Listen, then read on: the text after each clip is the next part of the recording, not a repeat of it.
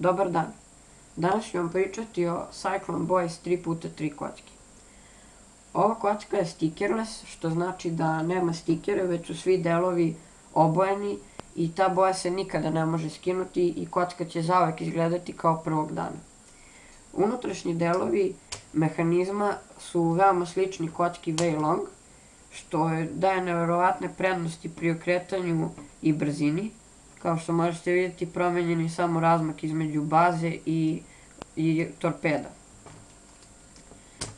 Korner kat ove kocke je 45 stepeni i obrnuti od 3/4.